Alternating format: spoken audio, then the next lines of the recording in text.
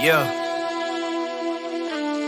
Sakari. 1715. Yeah. On them street corners yelling out, where the BCV? Ain't no John Cena, nigga, cause you can come see me. If you ain't an Israelite, then you ain't kin to me. And if you don't come from Jacob, nigga, use an enemy. That's right. On them street corners yelling out, where the BCV? Ain't no John Cena, nigga, cause you can come see me. If you ain't an Israelite, then you ain't kin to me. And if you don't come from Jacob, nigga, use an enemy. Christians, they just mad because the Gentiles going in slavery. Boy, you don't know no Bible, you know nothing about soteriology. Look, just sit back, I'ma put you on eschatology. The way that I've been studying, yeah, I know the most, I'm proud of me. I don't eat no pork, cause I only eat what's lawfully. Can't fuck with like you niggas, cause you niggas moving softly. If you don't keep the law, then you get back the hell up off of me. Can prove we the Israelites through this archaeology. Israel, we on top, you can see it through biology. They do not understand, cause they know nothing about the prophecies. No, I do not want to hear about your theology. How can I listen to someone teaching the wrong Christology? On them street corners yelling out, where the BCV? Ain't no John Cena, nigga, cause you can come see me. If you ain't an Israelite, then you ain't kin to me. And if you don't come from Jacob, nigga, use an enemy. That's right. On them street corners yelling out, where the BCV? Ain't no John Cena, nigga, cause you can come see me. If you ain't an Israelite, then you ain't kin to me. And if you don't come from Jacob, nigga, use an enemy. Give me Ezekiel chapter 33. Let's go into the word. I'ma give you what you see. When my brother bring it out, it can make a nigga bleed. On the other hand, it'll give you hope if you take heed. I'ma cut your head off if you not from Jacob's seed. How I'm standing on business, stand firm like a tree. Make it racks, run it up, baby, like it on my bling. Body bag of Edomite, where he stand is why I leave now. Give me Ezekiel chapter 37. Let me show you how to use the scriptures as a lethal weapon. Lay my life down for my brother. On the heat and I be stepping, cause we going through the curses, but we about to get the blessing. I'ma drop a 30 stick, nigga, you could call me stepping. Bullets going through the dope. Esau took a blessing with advantage of the Jew. Every way I be flexing, approach this cautiously. Niggas speak with some discretion, niggas. On the street corner yelling out, where the BCV? Ain't no John Cena, nigga, cause you can come see me. If you ain't an Israelite, then you ain't kin to me. And if you don't come from Jacob, nigga, use an enemy. On the street corners yelling out, where the BCV? Ain't no John Cena, nigga, cause you can come see me. If you ain't an Israelite, then you ain't kin to me. And if you don't come from Jacob, nigga, use an enemy. Yeah, you know, nigga, we do this shit. 1715 Sakari this set, nigga. If you ain't keeping the law, don't give me no depth, nigga. Shout out my nigga I, shout out my nigga Yai Quap, nigga. We really do this shit. No cap.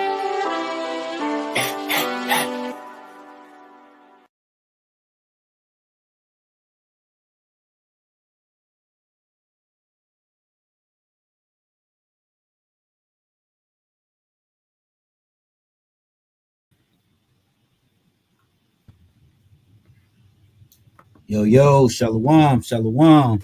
Mic check, Shalom. mic check. You hear me? Con.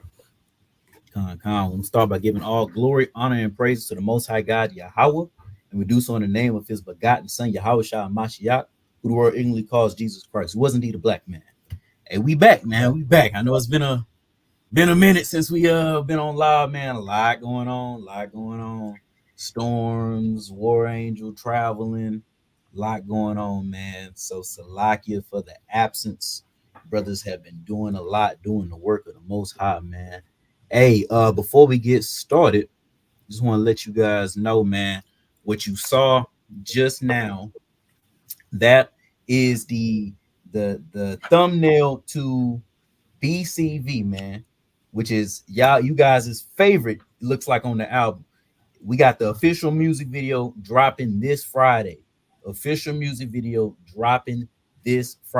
Don't miss it.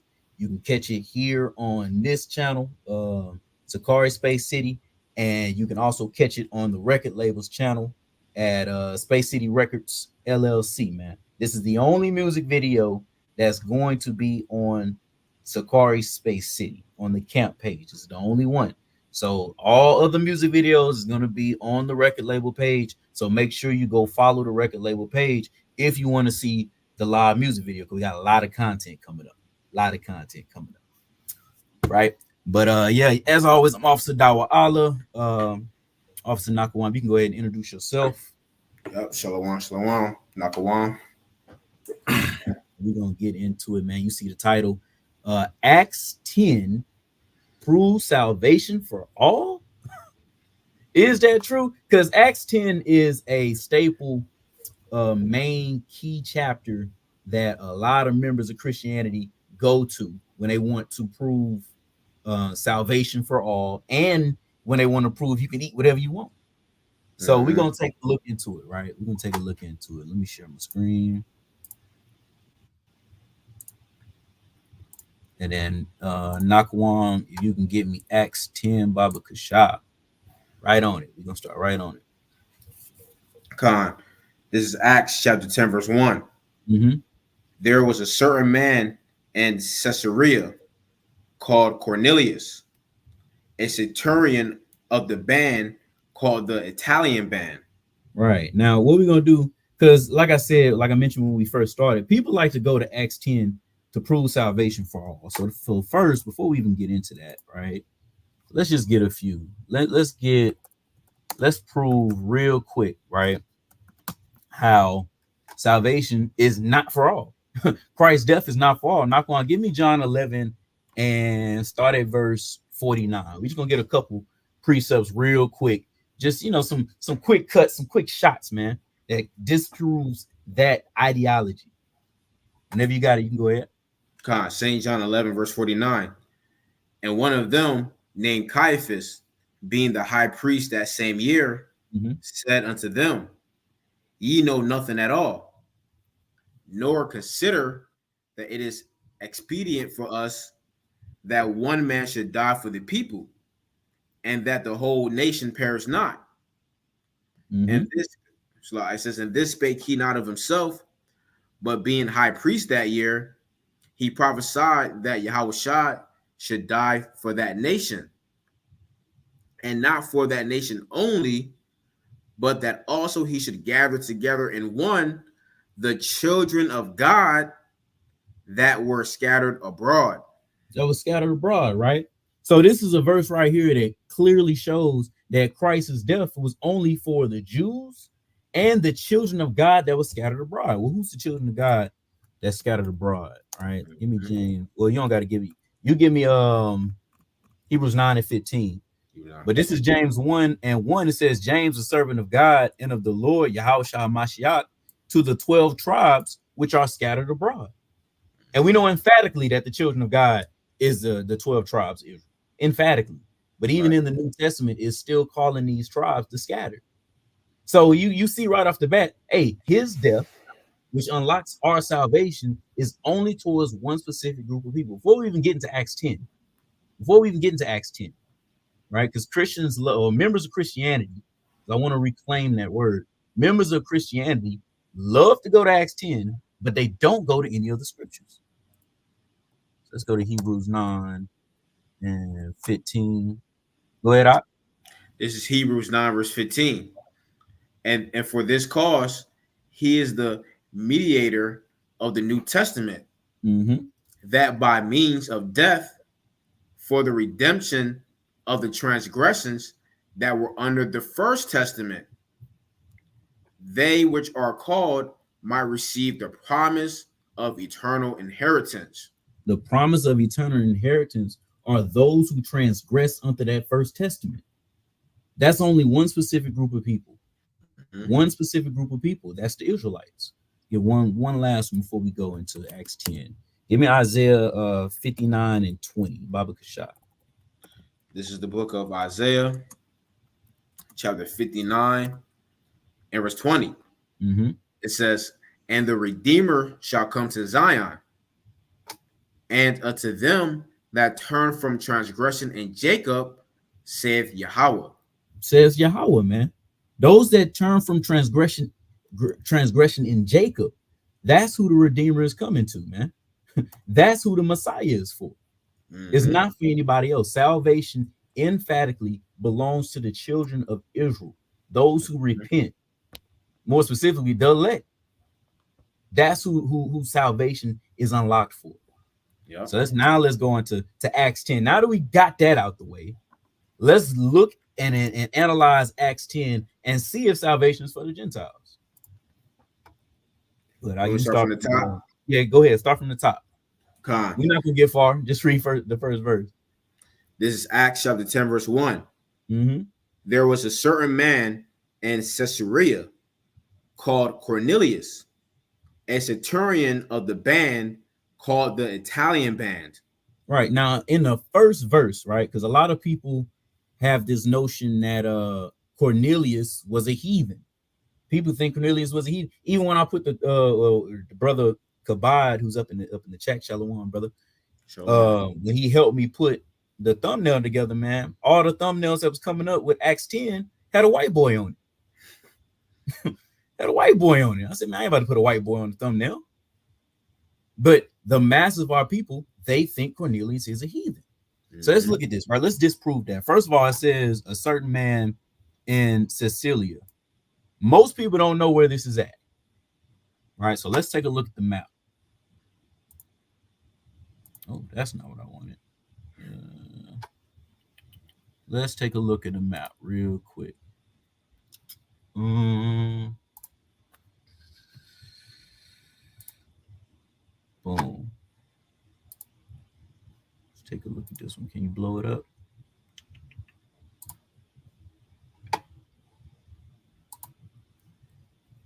Con. You can see this? You can see this? Yeah, Con. I see it. Let me zoom in. There we go. There we go. Right. So when you look at this map, right, and the map says Palestine in the time of Jesus, who we know is Yahweh Shah. Right. When you look at this map, and any of you guys that have a Bible, right, especially like a 1611, all you got to do is just turn to the back of your Bible. I don't know if y'all can see it, but there's maps here. Mm-hmm. There's maps. When you look at these maps, they tell you where these locations are. And look at where Caesarea is located at. It's in Israel. Mm-hmm. It's in the land of Israel, first of all. And then more specifically, oh, what didn't happen? Yeah, that's like northern Israel. Yep. More specifically, though, it's in Samaria. Yeah. It's in the province of Samaria. So people love to say that, you know, Cornelius is a heathen, but whenever I look at where he's from Israel. That's a red flag right there. That lets me know you lying. Members of Christianity, right? So that's just one. Let's go back to Acts 10. They said that he's Italian because he's a part of the Italian band. Yeah, we're gonna touch on that too. Right? So yeah, just because he's Italian, right? But we're gonna get into it. But we see that this man is from Sicilia, which is Israel, right? And then next it says a centurion. People love to harp on this point. He's a centurion. So let's look and see what a centurion is for those of you who don't know.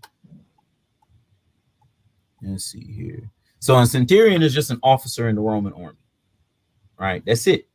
He was an officer who commanded, I believe, 100 men, the captain of 100 men. That's who Cornelius was. That just because he was a officer in this army, though, does not make him a heathen. Why? Because you had Israelites that were in the Roman army. Right. Just like today, when you see Israelites, you know, fighting for America, Israelites, I'm gung ho, I'm going to the army. Guess what? The same thing was going on back then. Let's get some sources on that. All right, let's get some sources. So this is an article that I highly recommend you guys save. It's called Sons of Israel in Caesar's Service, Jewish Soldiers in the Roman Military. So we just going to the first paragraph. If you can read that for me, can you see it? Yeah, Con, I see it.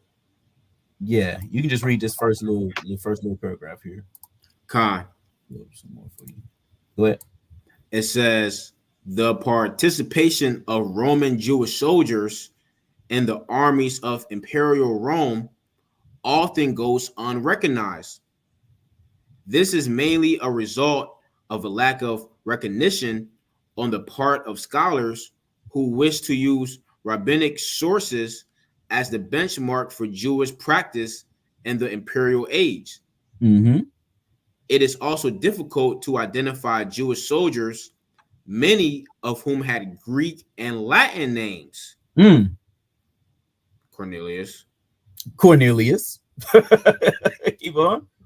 Unless they are specifically identified as Jews or are found in a Jewish context, such as the dietary inscriptions from a synagogue. Nonetheless, by using a variety of sources from the period, it is possible to appreciate the depth and breadth of Jewish service in the Roman legions from the time of Caesar down to the early 5th century. So this would include the times before Christ, the times during Christ, and the time after Christ. There were Jews that were in the Roman army, such as Cornelius, and such Jews had Greek and Latin names. Keep on. There were Jews who served as simple foot soldiers, influential generals like Tiberius Julius Alexander, and Jewish military units such as the Regi and Messini, Judea. Regardless of their relationship to Orthodox Jewish communities of the time, the service of Roman Jews in the imperial armed forces must be recognized. It must be recognized, man. And shalom to the powerful officer Oz, man. Shalom. Shalom, shalom. He was the brother y'all heard on that BCV, man, earlier. God. Right. Shalom, family. Hey, I hope y'all rocking with that, man. Con. But yeah, man, here it is. We see in history that you had Jews that were in the army, and there were all types of rankings, from foot soldiers all the way down to general. This is what we see when you look at Cornelius. Yeah, Cornelius was one of those Jews that was in the Roman army.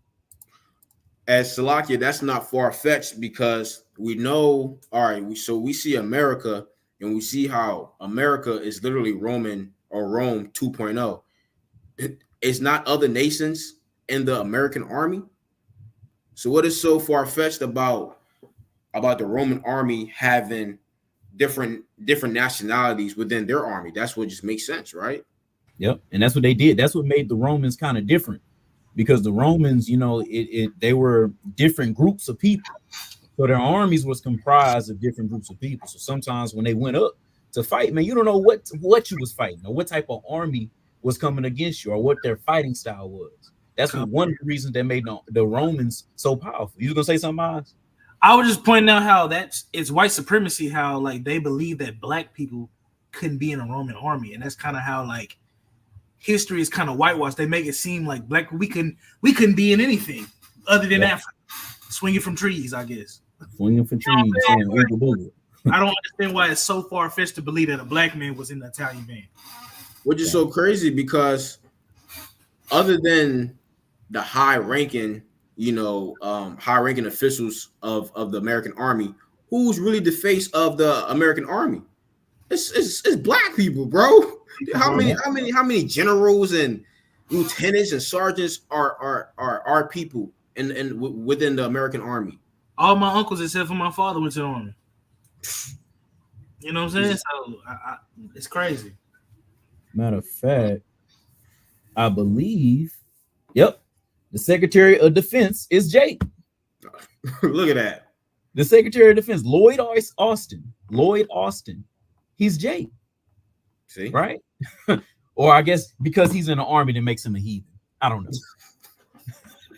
He's a heathen. Yeah, man. So just in the first verse, we see that this man is from Sicilia, which is in Israel, specifically Samaria. And we see that he was an officer in the Romans army, which again, we see that there were Jews there. And now let's deal with this Italian band. All right. First, let's go to the Bible. Somebody give me Acts 18. Yeah. Beautiful. 18 and 2. Let's see if there were Jews in Italy. All right, this is the book of Acts, chapter 18, and verse 2, and it reads, it says, and found a certain Jew named Aquila, born in Pontus, lately come from Italy with his wife Priscilla, because that Claudius had commanded all Jews to depart from Rome and come unto them. So here we are. We see Jews that left Italy. We see Jews that were in Italy, Jews that had provinces in Italy, and even up in Rome, because Rome was the capital of Italy at this time. Let's get another one. All right, give me Acts 2. Somebody give me Acts 2 and start from verse 5. This is Acts chapter 2 and verse 5. And there were dwelling at Jerusalem Jews, devout men, out of every nation under heaven. Out of every nation. Now it's going to list nations, right? Keep going. It says, now when this was noised abroad, the multitude came together and were confounded, because that every man heard them speak in his own language. You want to skip down or keep on reading? You can basically read to 10. God. Verse 7, it says, and they were all amazed and marveled, saying one to another, behold, are not all these which speak Galileans? Now, mind you, right? They're saying, aren't these Galileans? But in verse 5, it calls them Jews. So it's showing you that our people was being called by other nations. They were being called by other names. Keep going. Verse 8, and how hear we every man in our own tongue wherein we were born? And this also cuts that whole speaking in tongues, you know the Christian concept of speaking in tongues. Oh, right. I know. Yeah, man. I used to be Pentecostal, man. Yeah, man. My people all Pentecostal. I got a lesson coming on that too. We're gonna destroy that doctrine another time. Verse 9, Parthians and Medes and Elamites and the dwellers in Mesopotamia and in Judea, Cappadocia and Pontus and Asia, Phrygia, Pamphylia and Egypt, and in the parts of Libya about Cyrene, and strangers of Rome, Jews. And strangers of what? It says, and strangers of Rome, Jews and proselytes, Cretes and Arabians. We do hear them speak in our tongues the wonderful works of the Most High. Right. So it says part of these Jews here that are from every nation. You had Jews that was from Rome. Yeah. Which is what? The capital of Italy. Yeah. So to say that oh, he's Italian, that makes him white. No, that's incorrect. Your people, if you have that notion, you are looking at it from 2024. You go over to Italy, majority of the people you're gonna see is Caucasians.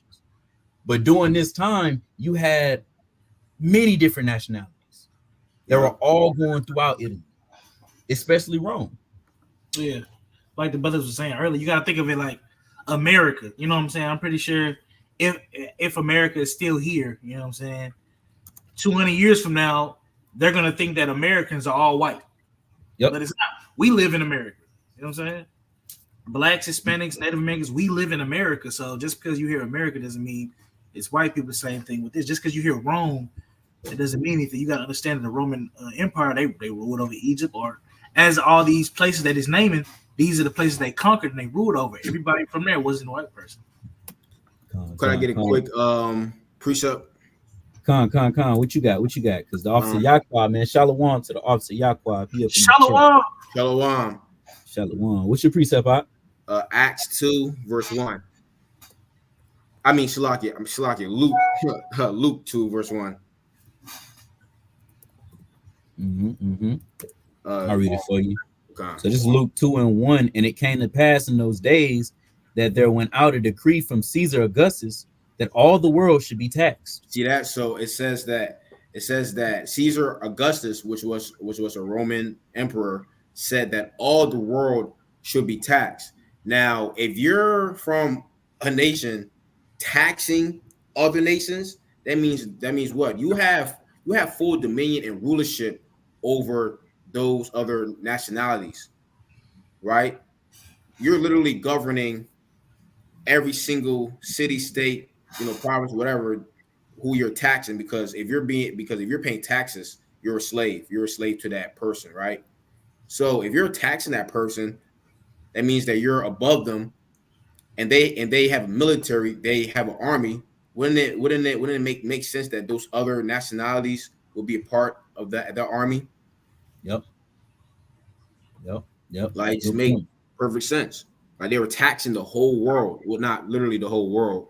Just talking about that current world. The three parts: Europe, Africa, and Asia. Con. And then obviously Yaqua, man, he put John 12 and 20. It reads, and there were certain Greeks among them that came up to worship at the feast. Mm-hmm. And when you go into the context of this chapter, it's talking about the Passover, man. Mm-hmm. And you can't have any heathens come to the Passover. Meaning what? Right. These Greeks here are Jews Mm-hmm. that are being called Greeks. The same is the case in Acts 10 when it comes to Cornelius. And we're going to keep on proving it. It's just, as you've seen in the first verse of Acts 10, you can already disprove it. Within the first verse, you ain't even got to keep reading. Right? Let's go back to Acts 10. You can skip the verse 2. Con. Well, actually, hold on. Actually, I have one last little dagger. Bring it out. I have one last little dagger. Because we went to the Bible, but let's look at history. All right, what does history say? All right, watch this. Where is that?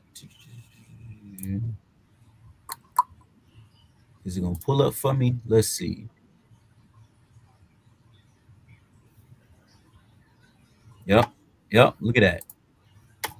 So this right here is an excerpt from the works of Philo, who was an Israelite historian. Somebody read from this little like L paragraph mark on down until I'll stop you in. Okay, Con. It says, how then did he look upon the great division of Rome, which is on the other side of the river Tiber, which he was well aware was occupied and inhabited by the Jews. And they were mostly Roman citizens. Oh, that's bro. Where you get this from, bro? Oh, keep reading. There's more. This right here hurts. And that's Philo, man. Keep reading now. It says, having been emancipated for having been brought as captives into Italy, they were manumitted by those who had brought them for slaves, without ever having been compelled to alter any of their hereditary or national observances. So you can start right there, right? So that shows you that what Israelites were led captive into Italy, right? And you can read about all of that during the time of the Maccabees, right? If you keep reading, it said they had synagogues there. Oh well, keep reading. It says, therefore, he knew that they had synagogues, and that they were in the habit of visiting them, and most especially on the sacred Sabbath days, when they publicly cultivate their national philosophy. Yep. Oh, that's it. That's it on that, man. But yeah. So here we see that you have Jews that were led captive into Italy. So to make a statement, oh well, he's from Italy, so he's white, that's false. Matter of fact, it makes sense that he's in Italy because his forefathers was brought there and subjugated and made captives and slaves. So yeah, that's go ahead.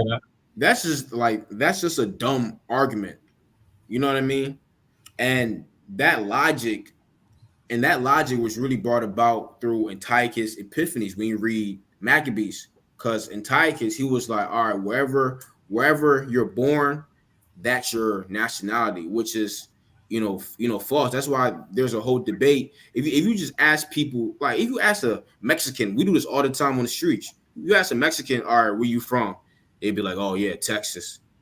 It's like, bro, you are a so-called Mexican. Yeah. They tell us, oh yeah, I'm American. Brother, you are not American. You're not American. I can clearly look at you and tell that you are a so-called Hispanic. Right. But the whole world is under that vibration of wherever you're born, that's your nationality, which is completely false. Hey, that's why Steve Nash, I like to always bring it up. Steve Nash is African. Yeah, oh yeah, for real. So what we doing, man? Exactly. Yep. Come on. Let's go back to Acts 10. Go ahead, somebody read verse 2. Come on. This is Acts chapter 10 and verse 2. It says, a devout man and one that feared the Most High with all his house, which gave much alms to the people and prayed to the Most High always. All right. And once again, we haven't even made it to the third verse, and there's still meat on the bone that you can take and see, oh, this is not a heathen. First, let's look at devout. All right, devout. G2152. What is devout? It means pious, dutiful. All right, pious, dutiful towards God, devout, godly. And then even if you look at poise, all right, let's see. Let's go here. Look at poise. See this definition. If someone is deeply religious and visibly follows all the moral and ethic codes of his religion, he is pious. This is what they're describing Cornelius as. Someone who is devout towards his religion, which is what? Oh, keeping the commandments of God. Yep. Right?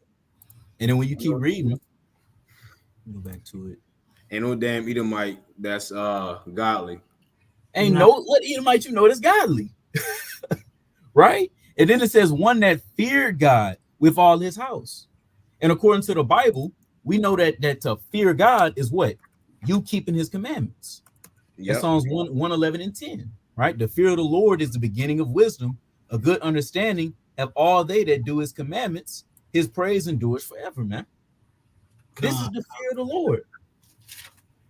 So he can't be a heathen because he actually fears the Most High. He actually does his commandments. And you can't be a heathen and keep the commandments of God. Why? Because the commandments wasn't given to you. Right? This is Psalms 147 and verse 19. It says he showed his word unto Jacob, his statutes and his judgment unto Israel. He have not dealt so with any nation. And as for his judgments, they have not known them. Praise ye the Lord. Praise ye the Lord. That's how you know this man has to be an Israelite, because it's describing him as somebody that's devout, somebody that is devoted towards his religion. Y'all had something y'all was gonna say?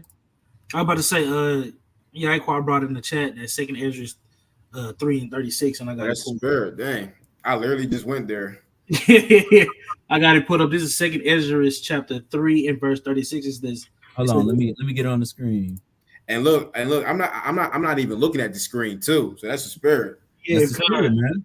Hey, I think Yaquan said that he was trying to join on his phone, so send him. Yeah, I sent him the link, Yaquan. I sent you the link on your phone. Oh no, need to check. If you can't join, then I'll drop out on one of my computers so you can get on, man, if you're trying to get up on here. But this is second Ezra chapter 3 and verse 36. It says, thou shalt find that Israel by name have kept thy precepts, but not the heathen. Not the heathen, man. All right, so he's telling me all of a sudden, boom, Cornelius, the first heathen to keep the commandments of God. It's madness, man. Hey, a car from Dallas talking about Trump. But the only heathen though, like, so just only one little white boy was able to keep the commandments. Come on now, that don't make any sense. Come on, yep. And then the members of Christianity's God and Messiah Paul, he tells you that what the oracles of God was committed towards the Jews. This is Romans 3 and 1. What advantage then has the Jew Or what profit is there of circumcision? Much every way, chiefly because that unto them were committed the oracles of God. That's who the law was for. So if Cornelius was a devout man, one that feared the Most High, one that did his commandments, there's only one group of people who can actually do that, right? And let's look at this oracles, just to prove that we're talking about the commandments of God. Look, it says, in a matter of fact, I ain't even gonna go to outline. We can go here. We're gonna go with what even Esau says. So if you look, let's see, where is it? X7. Yep, look at this. Romans 3:2 says, of his commands in the Mosaic law and his messianic promises. Romans 3:2. If you jump up just a tad bit, it says in the New Testament spoken of the words or utterance of God. Right, like you see that bold part. Mm-hmm. It literally says of contents of the Mosaic law. So that's what the oracles are. Come on, man. Right. So that's how we know, man. Cornelius can't be a heathen, because the Bible does not describe him as such. Anytime the Bible really gets to describing a heathen, it's not in this high regard. You got to show me a heathen that is being described as devout. Yeah, exactly. And then too, guys making the point, guys make that stupid point of him being a heathen, right? Because him being Italian, so-called Italian, he wasn't Italian. It didn't say that, right? If you're a brother and you're an Israelite in the truth, teaching that salvation is for all, salvation is just for Israel, and you're saying Cornelius is a heathen, you're cutting your own self. You're cutting your own doctrine. Might as well pack it up, bro. You might as well pack it up. Yep. So that means that salvation is not for just Israel then. Nope. Can't be. Hey, Shalom, Yaquab. Shalom. Shalom, God. Can y'all hear me? Come on.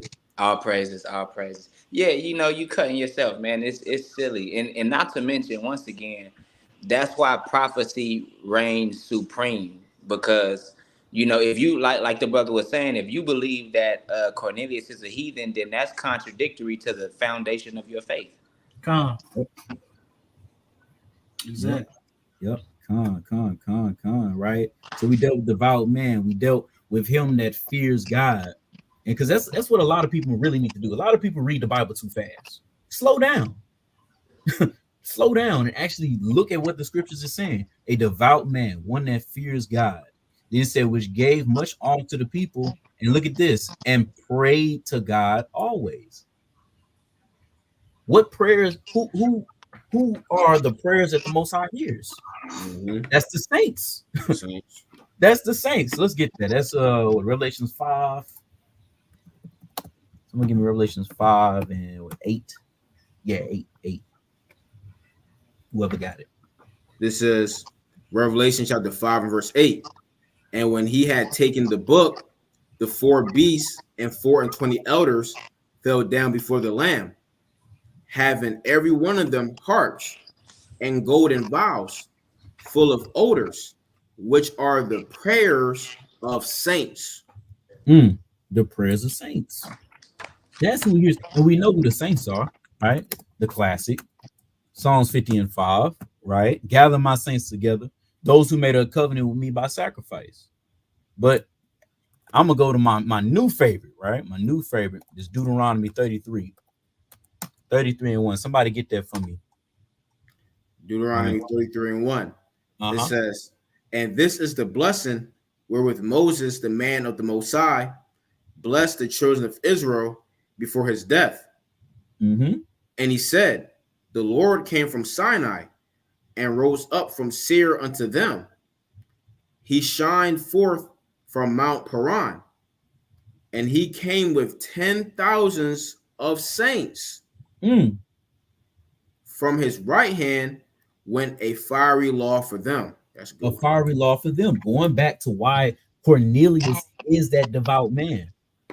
Exactly. And if I could, it's my first time on, but I got that book I posted in the chat called Imperial Rome. I'm not sure if I'm able to share my screen or not, but uh, can I turn Is my camera on here? it on your device or you got it physically? I have it in front of my face right now. Okay, we might not be able to see it too well. Let me see. Let me see. Well, yeah. Mm. Just read it out. Just read it out. Okay, so I just want to show it, right? So this is the title of the book. It's called Empirical Rome, right? It's hard for me to get it right, Slakia. This is the page I'm reading. Can you see it? Hold on. Yeah, I see the picture. Okay, now it says, Hail Emperor, those who are about to die salute you. With the solemn address, the gladiators scheduled to fight filed past the imperial box. Most of them were prisoners of war, slaves, or criminals sent through stern training schools. The night before, they had been feted at a lavish banquet where fans came to eye favorites and gamblers to estimate odds. Now, in the stands, peddlers hawked cold drinks, buns, and sausages. The more unusual contest, the better the Romans liked it. Gladiators often fought with mismatched weapons. Negroes, a rare sight in Rome, were matched with each other.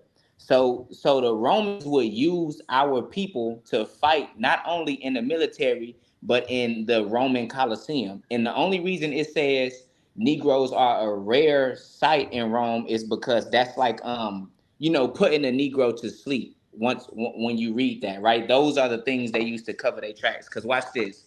In the very same book, it says that it says the fertile farmlands of North Africa and Egypt were a breadbasket of the empire. So Rome historically would use the African continent the same way America does, ironically, to harvest their natural resources and their men. Right now, look, another page. I'm gonna show you the picture. I don't know if you could see it. This is the picture right here, right? Salaki, it's hard for me to get it on there. But for the There we viewers, go. for people who watching, just screenshot it and magnify it, right? It Hey, says, show it again. I just you big on the screen now. here we go, right here, right? So you could screenshot it and magnify it. That's Now look perfect. what it says. It says barbarians in Gaul are shown bound with chains in the stone frieze, once part of a triumphal arch. Captives often serve in Rome's provincial militia.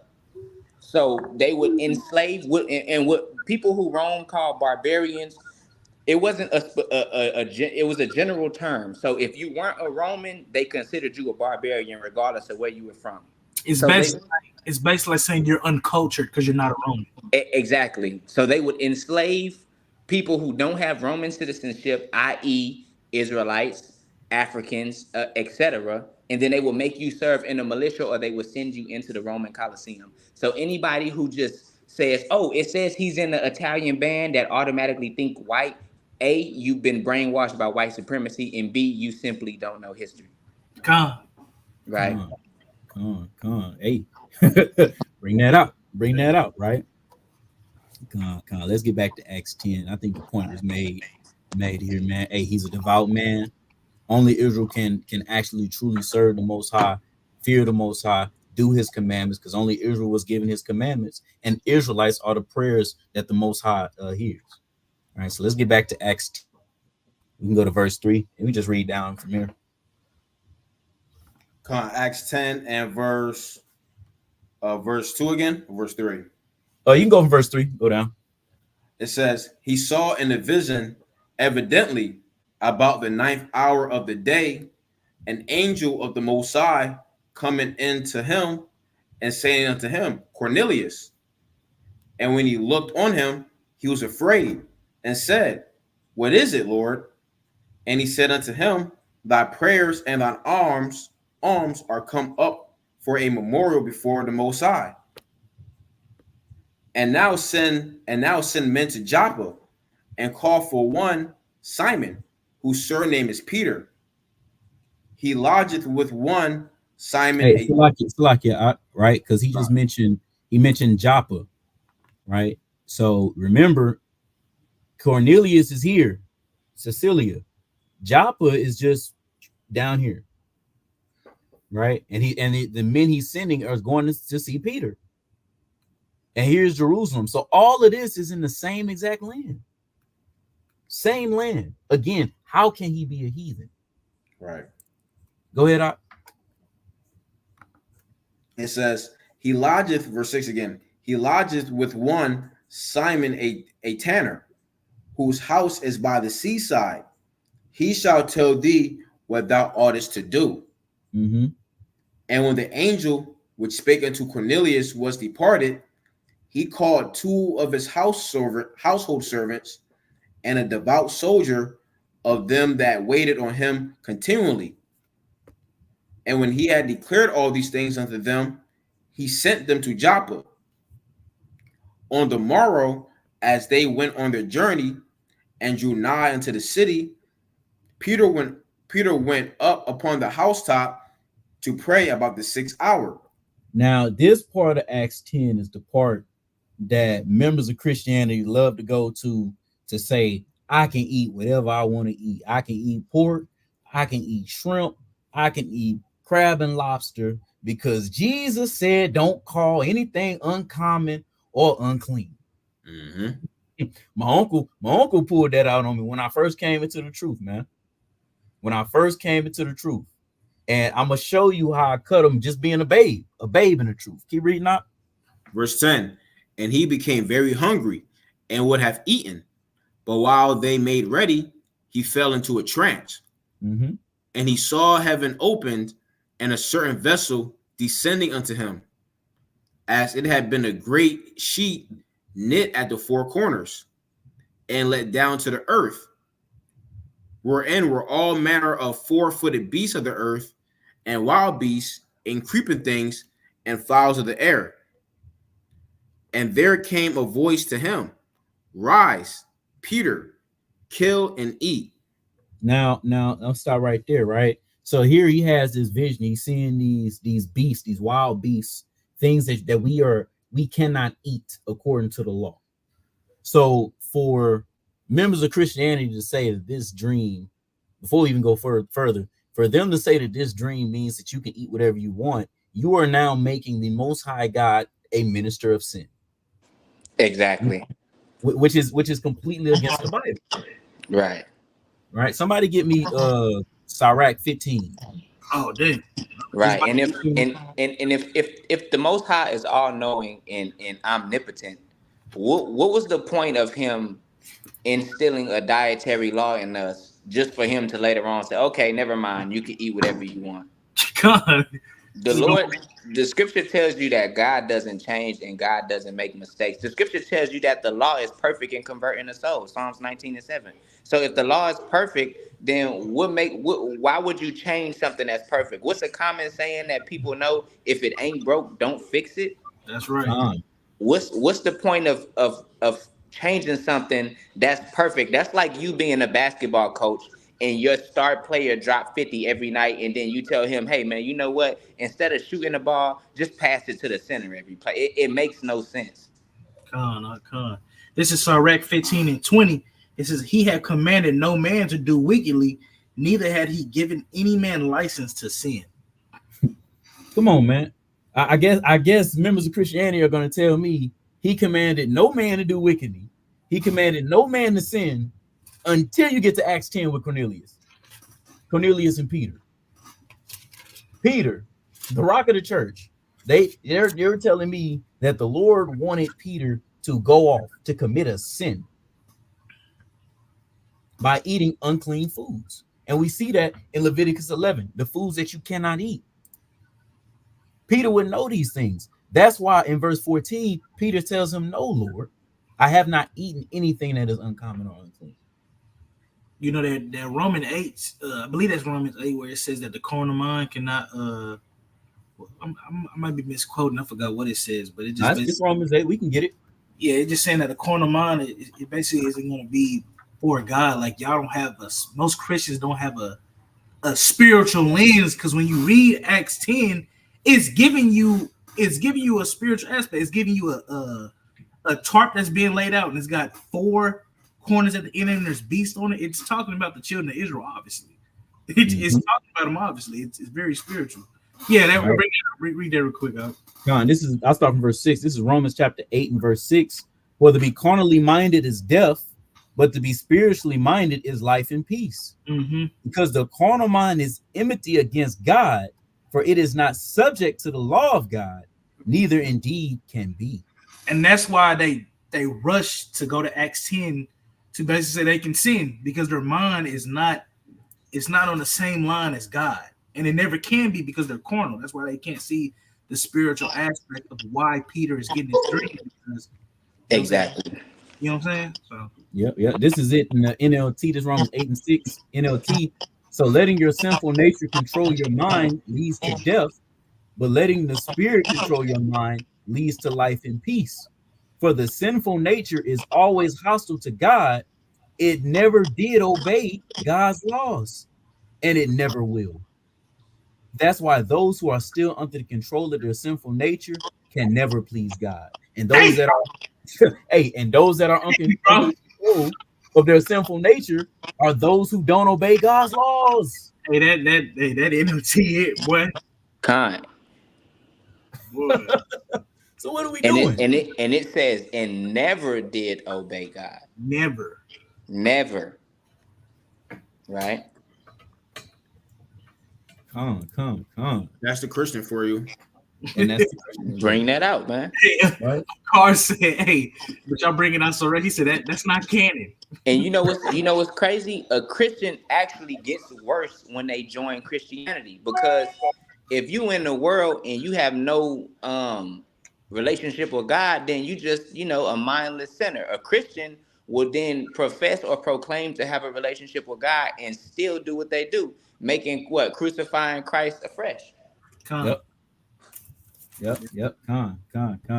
You can continue reading that, but that's why when Christians read, or members of Christianity, because I want to take that word back. We got to take that back, because we Christians, we are true Christians.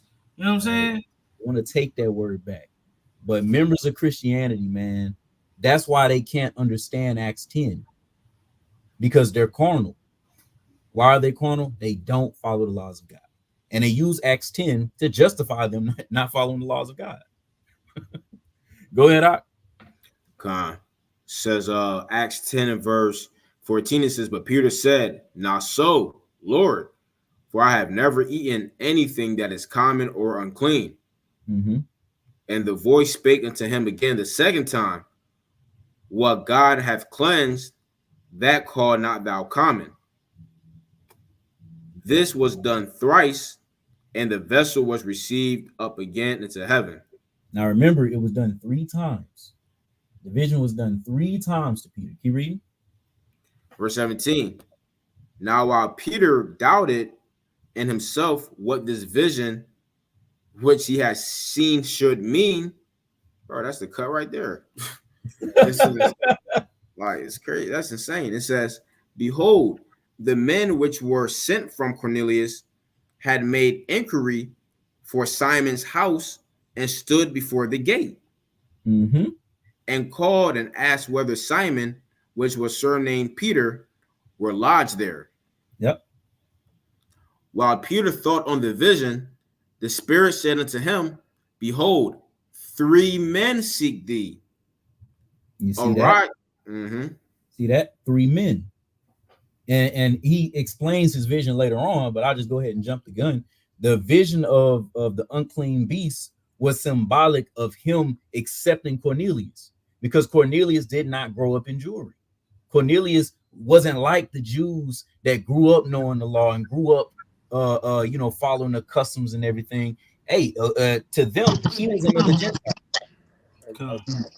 So whenever you see these 3 men, the 3 times the visions came was symbolic of him about to meet these 3 different men. You was gonna say something, Mark?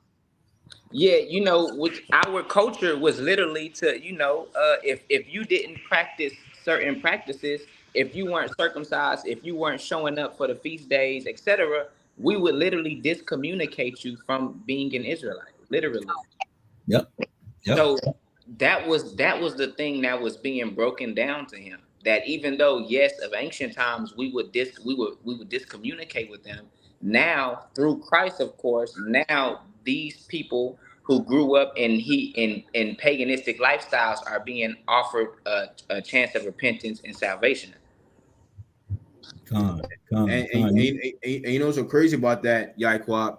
Our people practice that to this day, right? We right, do. Judah, right. Judah let you damn move out the hood, marry a white girl. You have a white picket fence. That nigga a white boy now. He on that white boy. He on that white boy stuff. He on that white boy stuff. Nigga, you don't eat pork? What? Yep. Hey, boy, you get shunned for that. Boy, I got shunned for that, boy. Hey, you ain't invited to the cookout no more. Nope. Yep. What is that? Cookout no more.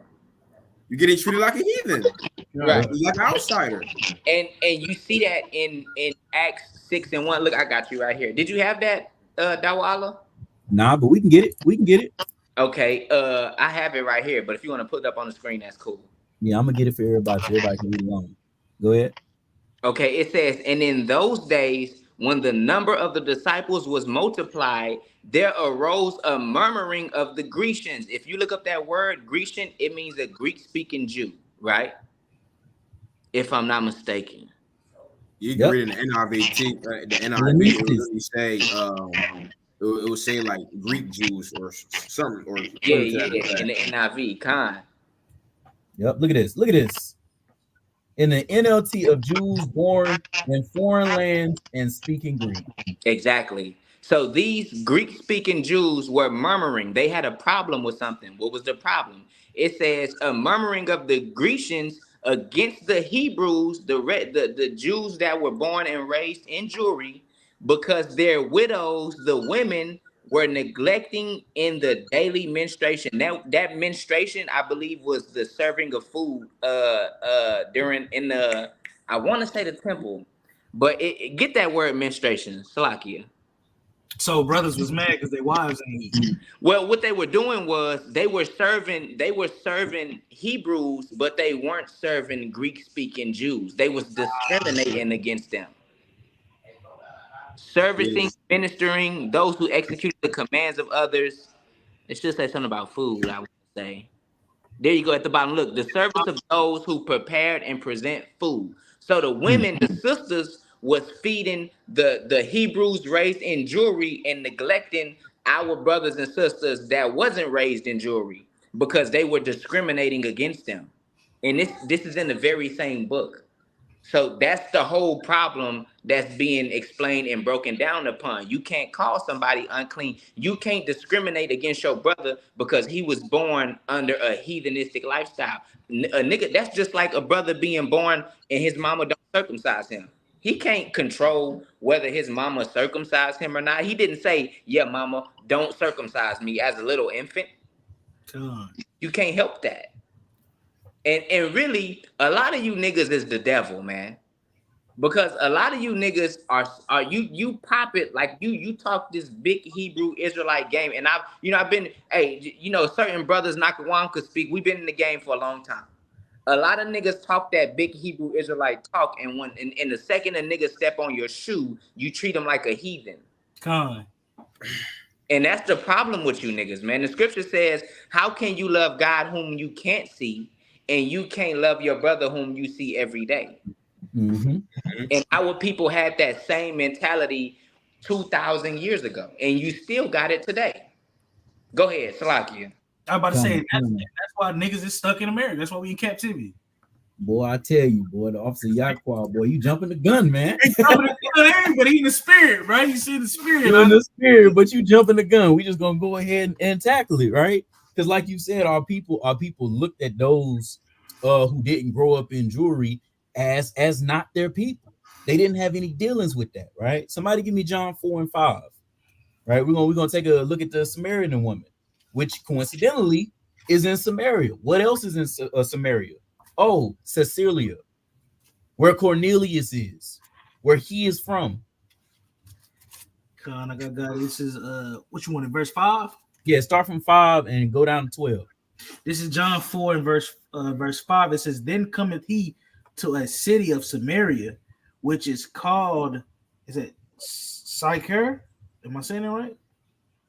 Yes, Sakar. Sychar, near to the Parcel. parcel of ground that Jacob gave to his son Joseph. Right. It says, Now Jacob's well was there. Jesus, therefore, being weary, went with his journey, sat thus on the well, and it was about the 6th hour. Mm-hmm. There cometh a woman of Samaria to draw water, and Yahushua said unto her, Give me to drink. Hey, Yaquab, you mute? We can hear ourselves through the phone. The water out. Verse 8, it says, For his disciples were gone away unto the city to buy meat. Then saith the woman of Samaria unto him, How is it that thou, being a Jew, asketh drink of me, which am a woman of Samaria? For the Jews have no dealings with the Samaritans. And that goes all the way back to Acts 10. It goes all the way back to Acts 10. This is why Peter has to have that dream, because the Jews have no dealings with the Samaritans. They have no dealings with their brothers that did not grow up in Jewry, though they're estranged brothers that was taken off to different lands. Because when you look, he said he was from the Italian band. Rome and Italy as a whole, they're far from Jerusalem. You have to take a boat. Either have to take a boat or you have to go all the way around.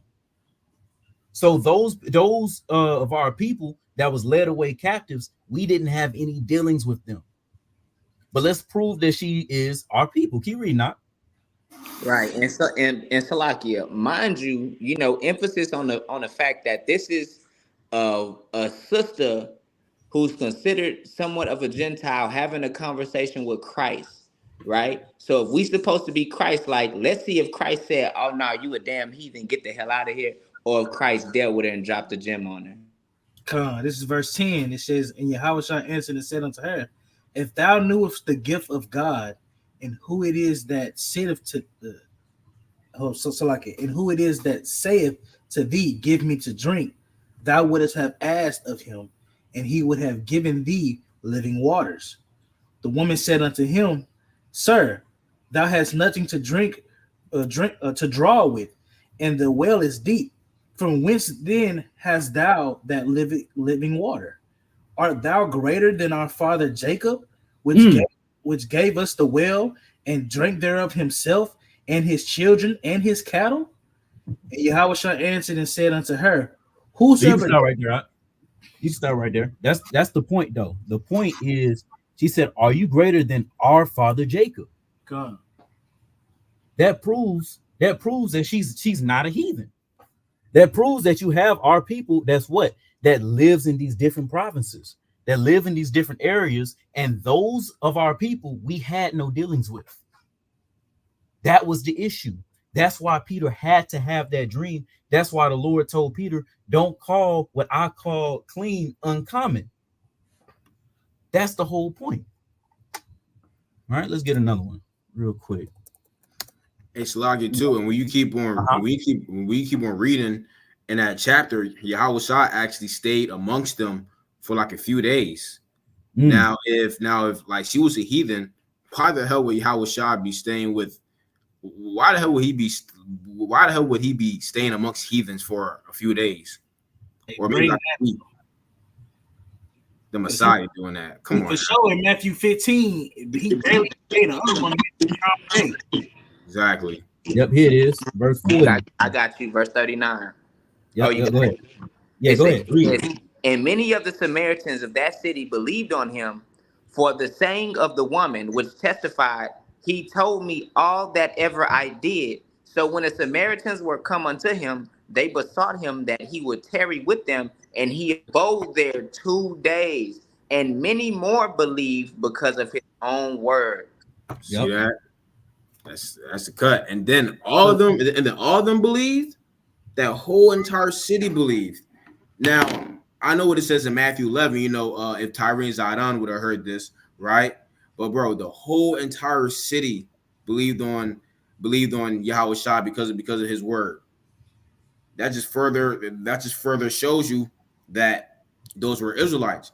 Although they may have not been keeping the law, it tells you in Romans 2 and Romans the second chapter, those Gentiles that basically had the law in their heart keep the law default. You know what I mean? Yep, I got it right here. Paraphrasing. So this Romans 2:25, for circumcision very profit if you keep the law, but if you be a breaker of the law, your circumcision is made uncircumcision. Therefore, if the uncircumcision keep the righteousness of the law, shall not his uncircumcision be counted for circumcision? See that? Shall not his uncircumcision be counted for circumcision? So they may not have been keeping all the laws to a T. And listen, they could have been, because remember in Kings, we had that priest that came up into Samaria to teach some of those Samaritans how to keep the law. Yep. So there were still remnants of them being there, but let's just say that wasn't the case. Even them not being circumcised but keeping other laws, that still counts. Somebody give me John 7:35. Right, just hammering in on this point, man. Our people, we saw it as pretty much taboo. If you had dealings with the Gentiles, you had dealings with our people that was led away captive, that weren't in Jewry. That's why when Yahweh Shah started his ministry, people was wondering, hold on, bro, you about to go teach them? Like, what you about to go do? Right? Somebody give me that. This is John 7:35. It says, then said the Jews among themselves, whither will he go, that we should not find him? Will he go unto the dispersed among the Gentiles and teach the Gentiles? See, and that was a question. That was a question. If it was something that was socially okay, it wouldn't have mattered. They wouldn't have cared. Right? Let's get back to Acts 10. I think we did good on that. Yeah, you got to reset. To backtrack real quick on Yaakob's point of Acts 6:1. I got Malachi 3:5 real quick. It ties in. Yeah, go ahead. Beautifully. Yeah, Malachi. Okay. So this is Malachi chapter 3:5. And I will come near to you to judgment, and I will be a swift witness against the sorcerers, and against the adulterers, and against false swearers, and against those that oppress the hireling in his wages, the widow and the fatherless, and that turn aside the stranger from his right, and fear not me, said the Lord of hosts. Yeah, and that's the point. It says, and that turn aside the stranger from his right. That's what our people was doing in Acts 6:1, right? By not letting the Hellenized Israelites, right, get their food.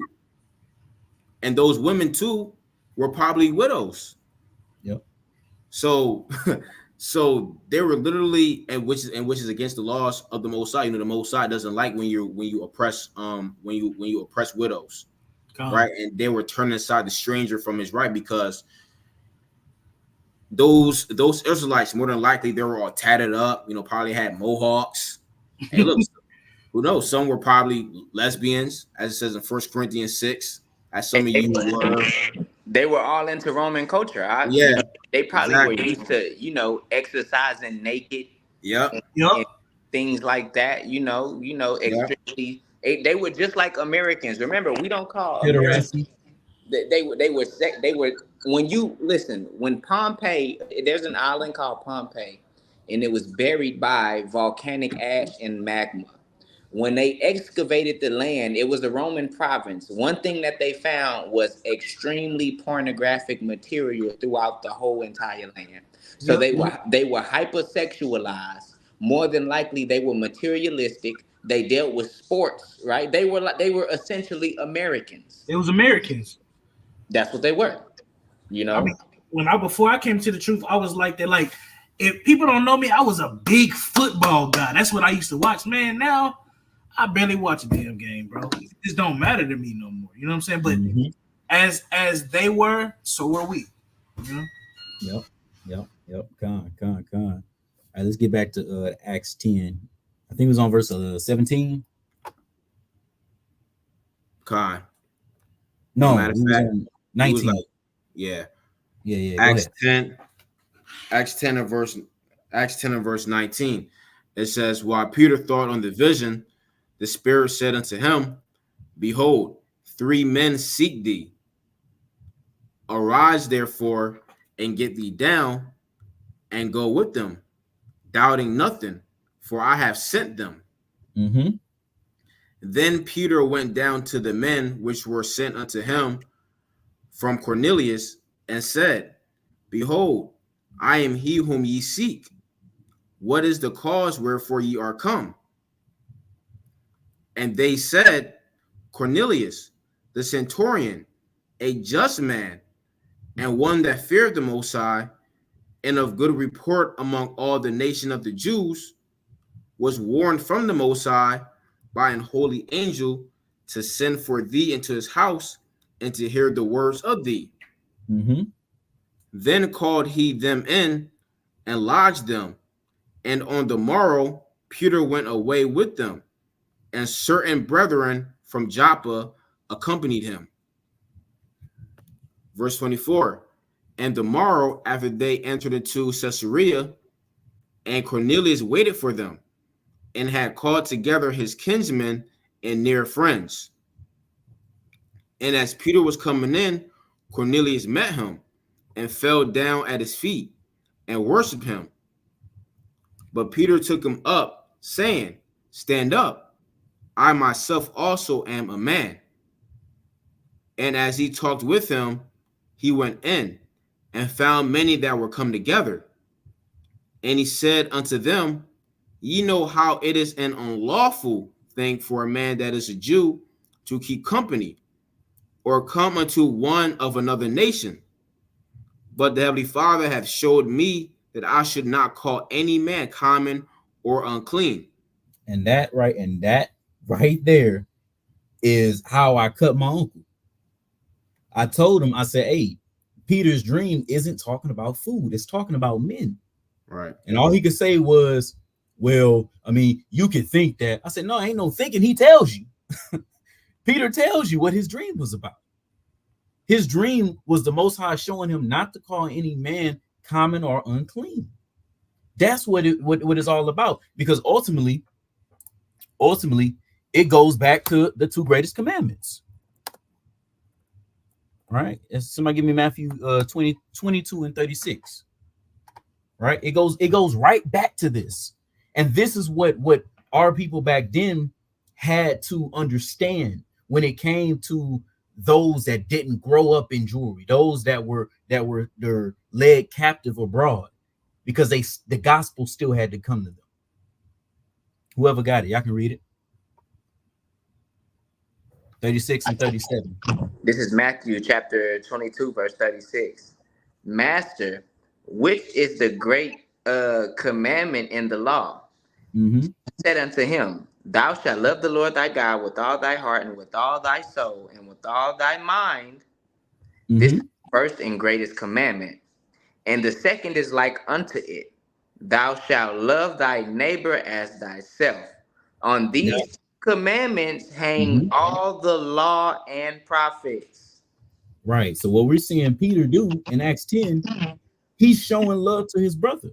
How? Because he is correcting and he's showing his brother the gospel of Christ, man. He's expounding on that. Him and his whole house, right? And how do we know that's part of the law? Hey, Leviticus 19 and 17. Right? Leviticus 19 and 17, you shall not hate your brother in your heart. You shall anywise rebuke your neighbor and not suffer sin upon them. That's what Peter was doing. I know our people trying to get hung up on that word rebuke. All right, let's look at it. Look what it says, right? To prove, decide, judge, rebuke, correct, right? Show to be right. Reason together. That is what Peter is doing in Acts 10. He is reasoning together with somebody that did not grow up in his nation. But he is still the nation of Israel, right? And a Christian will pull that to try and prove they don't have to keep the commandments. But when Christ said, in in verse 40, on these two commandments hang all the law and prophets. He's essentially saying that if you do these two things, then you're going to be keeping the law. Because to love your brother and to love God is to keep the commandments. You can't break the law and simultaneously love God and your brother. It doesn't work that way. And Romans 13:9 is the precept for that. Yeah. And I got 1 John 5:3 classic pulled up. But this is the love of God, that we keep his commandments. And his commandments are not grievous, man. So exactly. Matter of fact, let me get it. Commandments, and you correct your brother and reason with your brother on keeping the commandments, you essentially are keeping them all. Right. What you got, Yaquab? This is Romans 13 and verse 9. It says, for this thou shalt not commit adultery, thou shalt not kill, thou shalt not steal, thou shalt not bear false witness, thou shalt not covet. And if there be any other commandment, it is briefly comprehended in this saying, namely, thou shalt love thy neighbor as thyself. So every single commandment is revolved around loving your neighbor. And if you love your neighbor, then you're going to keep the commandments point blank period. And that's what we see in Acts 10, right? Hey, read it in the. Do you got the BBE? Yep. BBE, read it in the BBE. Which one? Acts 10 or Romans 13? Romans 13 and 10. Okay,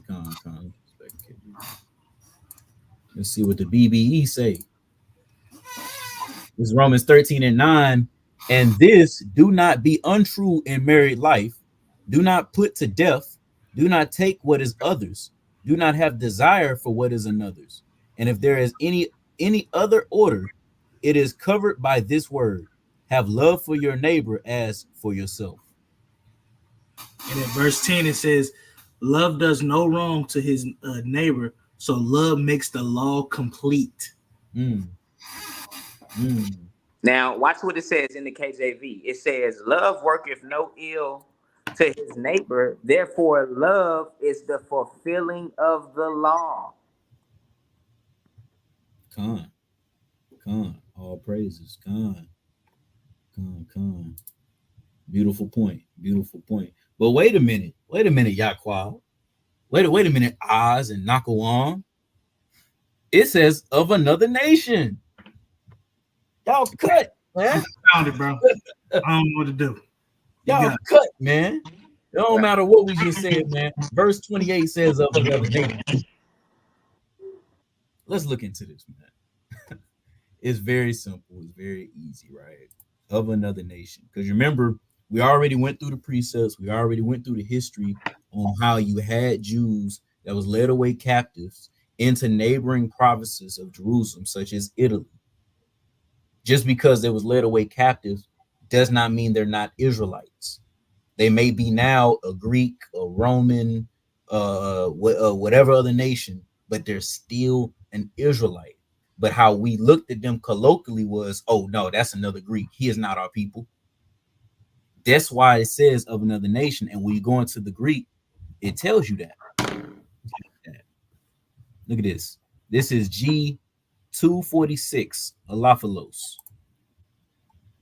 All right, and alophilos is a compound word made of two words, G246 and G5453, right? Let's look at the first one. Alaf, which means another, simply put, right? Another or different, right? But let's look at this word, G5443, which is phile. What does phile mean? Boom. In the New Testament, all persons descending from one of the 12 sons of the patriarch of Jacob.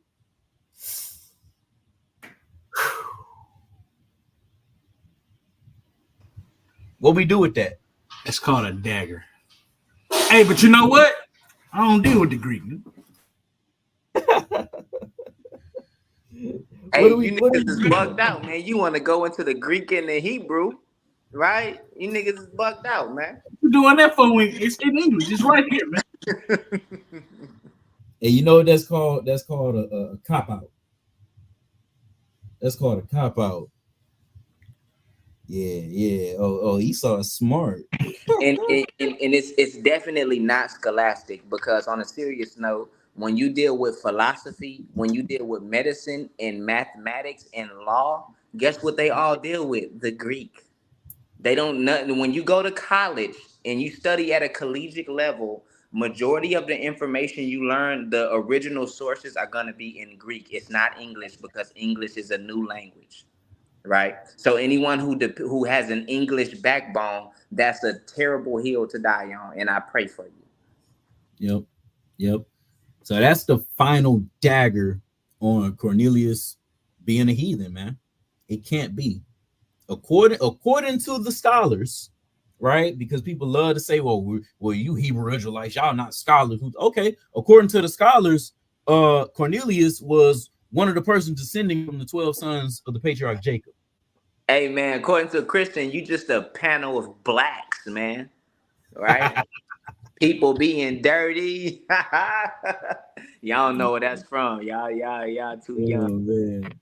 But yeah, man, that's pretty much it on Acts 10. After that, it just goes into them talking, and then he brings his family, but the crux of Acts 10 goes from verse 1 to verse 28. But if you just want the quick fire, it's not talking about that. Verse 28. Verse 28 shoots down his dream, that his dream is about actual food. If anybody goes to Acts 10 and say Acts 10 means I can eat whatever I can, and not to call anything uncommon or unclean, you look them dead in the eye and you say, ma'am or sir, you don't read the Bible. You didn't even read this chapter. So so crazy about what Peter said too, that Jews don't keep company of them that are unclean or whatever. Like you can even find that in the law. That was a tradition. That's a custom that the ruling class Jews had to come up with, because how that work if we're gonna have servants and handmaids? I'm glad you said that. And I will even go to say that was something that we picked up from Egyptians. The first time you see that is when Egyptians saying it was an abomination to deal with us, or to hang or chill or eat with us, right? Oh, well. Like the brother saying, you can't find that in the law, man. Yep. And I'm glad you brought that, man. Y'all bringing up some great points, man. Because if you go and you read Genesis, with Joseph, when his brothers came into Egypt and they sat down to have a meal with him, the Bible tells you that they sat separate from the Egyptians, because the Egyptians they didn't deal with the Hebrews. Oh yeah, that's a good point. Yeah, they didn't deal with the Hebrews, man. Yeah. So you see the same thing, because like the officer said, man, these were things that the Pharisees came up with. The Pharisees made it taboo. I was about to have dealings with Jews not in Jewry. What's up, Op?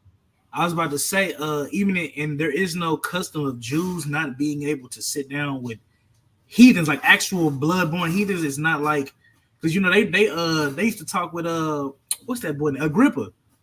Yep. They used to kick with Agrippa. Then also in Genesis, God told Adam and Eve they could eat from certain trees. They just couldn't eat from this one tree, which is other nations. So it's not in the laws that you can't sit down and eat with this more. But like you just sit down, you know what I'm saying? It's not in the Torah at all.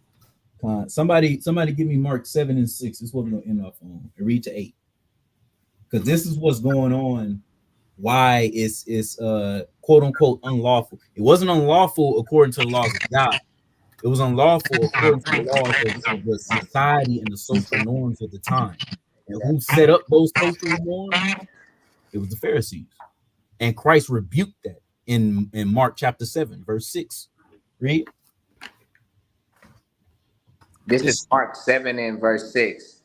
He answered and said unto them, well hath Isaiah prophesied unto you hypocrites. Or is that that's Isaiah, right? Because Isaiah 16:11. So mine said like Isaiah.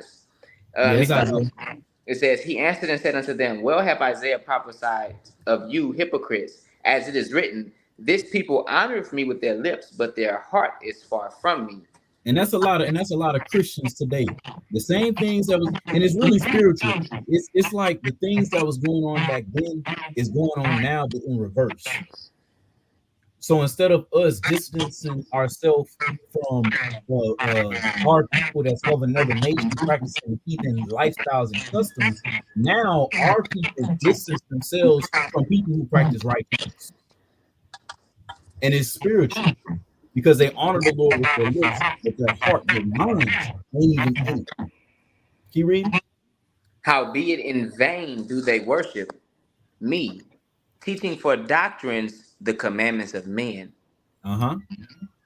For laying aside the commandments of God, ye hold the traditions of men, as the washing of pots and cups, and many other such like things ye do. And ye Many said such unto things them, you do. That's it on that. That's it on that. But because the point is, our people was following these traditions. They was following these commandments of men, the commandments of the Pharisees. And what was one such commandment? Hey, we have no dealings with those in Samaria. let me get the next verse out. Go ahead. And he said unto them, full well ye reject the commandments of God, that ye may keep your own tradition. Con. And that is why you see the Lord telling Peter, don't call what uncommon or unclean that which I called clean. Why? Because they're the exact same people. Con. They're the exact same, bro. Hey, when you read, I think it's in either John or Luke.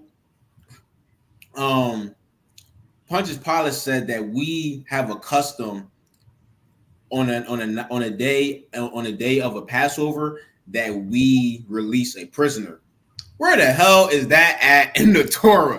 Where is that? That is a custom.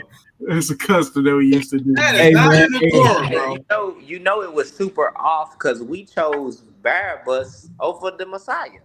Right. So imagine how many more criminals we released due to favoritism and political warfare. We was literally talking about free my nigga James, nigga. Hey, look, if you had your homie locked up for whatever the hell he did, it's free him and let the other brother die. Who gives a what they did? It's all right, bro. We're gonna get you out there on Passover, nigga. Wicked, man. Wicked. If you study history, that's why there was always a distinction between government and the church, because when the two mix, there's always corruption. It never fails. God. I was about to say, it was a big reason why Peter had the dream too. Because remember, that's why Paul and Peter got into it. Because Peter would he would eat with the Gentiles, the brother that was Gentiles, and then when the Jews that was born in Jewry come, he'd get up and act like he didn't know who they were. Peter was acting fake, bro. God. Hey, good point. And it wasn't nothing but a nigga who did something like that, man. A Negro, a brother, right? Those are brother activities, right? That's how a nigga get down in the hood, man. You know, you kick it with your weird homies. Then when the cool homies come around, you don't know the weird homies. You know? I ain't with these niggas. Matter of fact, I know the last thing I want to get what you said. We the Israelites, bro, and this is proven. It's bro. Now that I came with you, when I read the book, I'll be sitting back and be like, bro, that's definitely us, bro. It's not hard for me to see it, bro. Facts. Yeah. So this bring that out, bro. Yeah, just to get the account you're talking about. I know people might not know. This is Galatians 2:14. It says, but when I saw that they walked not uprightly according to the truth of the gospel, I said unto Peter before them all, if you, being a Jew, live after the manner of Gentiles, and not as do the Jews, why compellest you the Gentiles to live as do the Jews? So yeah, just going back to what the brother said, which is, and this is actually a cut, because what he's really doing is Judaizing. Matter of fact, I wonder. Right. Let me see. Live as the Jews. Watch this. Actually, no, it's in another translation. What you looking for out? No, it's in another translation. Is it the ESV? Yep. Look at this. Look at this. Galatians 2:14 in ESV. But when I saw that their conduct was not in step with the truth of the gospel, I said to Caiaphas before them all, if you, though a Jew, live like a Gentile and not like a Jew, how can you force the Gentiles to live like Jews? He really on their ass right now. And how does one live like a Jew? You keep the laws, statutes, and commandments of God. Yeah. And here you see Peter forcing them. Meaning what? He's Judaizing. But you know, Christian will say that we can't do that. We can't go and tell our people to keep the laws of God. We can't force them to live like a Jew, and yet the rock of the church is doing it in Galatians 2:14. That's a great cut. Hey, Pastor Mike Holloway said that Peter was wrong. He said, "Yeah, Peter is wrong. I'm gonna just say it. Peter's wrong." Man. I said, Now the head of the church is wrong. The only person that was right was Paul. That's it. Yeah. All right. So yeah, man, y'all brothers got anything y'all want to say on the matter, man? I think we explained it thoroughly through the spirit, man. Yeah, man. The Hebrew Israelites are 200 million and oh. Let the record show that no Christian has ever came up against the real men of God and walked away without a war wound across his face and chest. And you know, hey, our work speaks for itself. Not just one camp or two camps, but our work as a collective. You know, if you choose to be in that cult of Christianity, then you know, may God help you and have mercy on you in the day of judgment. God. That's right. And if you want smoke, come to us because we won't call the cops. We won't we won't call the cops on you. All the smoke. We be looking for it. Hey, you seen the fireworks in my background when you said that? God. I would just say, man, once again, be on the lookout. We got the official music video to BCV. The official music video to book, chapter, verse, man, featuring Officer Oz Gadar, man, the powerful brother Malak Shayazah. Hey, that video is dropping on Friday. It will be the only music video, because we got a lot planned. It will be the only music video that will premiere on this channel, Sakari Space City. Music videos, you have to go subscribe to Space City Records LLC. That's where all the music and all of the videos are going to be on moving forward. We just know the nation is in love with that BCV. Y'all in love with BCV like it's fried chicken or something, man. So we gonna Here go Jake. Oh man, y'all want me to subscribe to another channel? You asking me to like the videos? Yes, nigga, like the videos. Yes. Subscribe to the channel, my nigga. Goddamn, is it that hard, bro? Yes. But that's how you know we the Israelites. A brother will sit down for 2 hours to teach you. You will sit there and eat up all that food, and then when a nigga asks you to pay 2 pennies, you dash before you can even look at the bill, man. You say, hey man, can you help me with some water? Water? Hey, God, water. Hey, you know what's crazy? Jake will subscribe to an OnlyFans account. Yep. Don't subscribe to this. Come on now. Yep. And condone whoredom month after month. But you ask for a like and a subscription. Right. And we was you, man. When we say Jake, we used to be Jake that we talk about. That's why we could talk about you like that. But the point is, we chose to be constructive and productive within our community. So why don't you do the same thing, man? Right? Think about that. Let that sit on your headpiece. Con. Hey, man, like I said, man, hey, y'all stream Beyond Space City, man. Stream it. Listen to all the music. And again, subscribe to the channel. You know, pretty soon, all the music is only going to be on Space City Records LLC YouTube.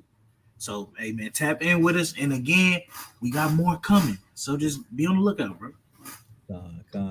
So, hey, man, with that, If you want to stick around, I'm gonna play BCV once again for you brothers. But with that, I want to say Call Allah Yahweh by Shema Mashiach Yahweh Shah and Shalom. Shalom. Yeah. Sakari. 1715. Yeah.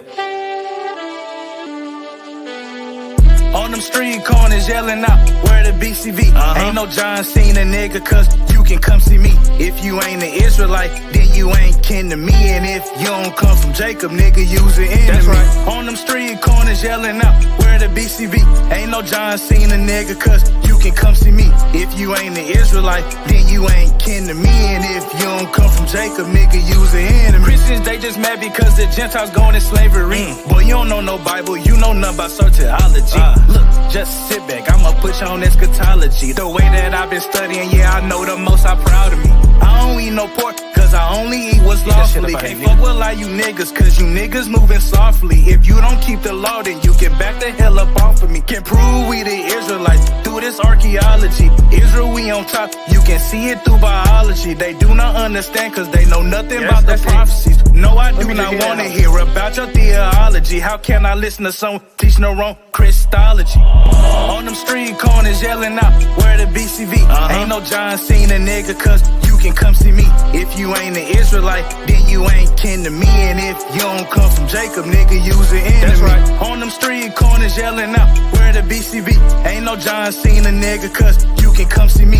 If you ain't an Israelite, then you ain't kin to me. And if you don't come from Jacob, nigga, use an enemy. Give me Ezekiel chapter 33. Let's go into the word. I'ma give you what you see. When my brother bring it out, it can make a nigga bleed. On the other hand, it'll give you hope if you take heed. I'ma cut your head off if you not from Jacob's seed. How I'm standing on business, staying firm like a tree. Make it racks, run it up, baby, like it on my bling. Body bag of Edomite. Where he stand is why I leave now. Give me Ezekiel chapter 37. Let me show you how to use the scriptures as a lethal weapon. Lay my life down for my brother. On the heat and I be stepping. Cause we going through the curses, but we about to get the blessing. I'ma drop a 30 stick. Nigga, you could call me stepping. Bullets going through the dope. Esau took it blessings with advantage of the Jew. Every way I be flexing. Approach this cautiously. Niggas speak with some discretion. Niggas on the street corner yelling out, where the BCV? Ain't no John Cena nigga, cause you can come see me. If you ain't an Israelite, then you ain't kin to me. And if you don't come from Jacob, nigga, use an enemy. On the street corners yelling out, where the BCV? Ain't no John Cena nigga, cause you can come see me. If you ain't an Israelite, then you ain't kin to me. And if you don't come from Jacob, nigga, use an enemy.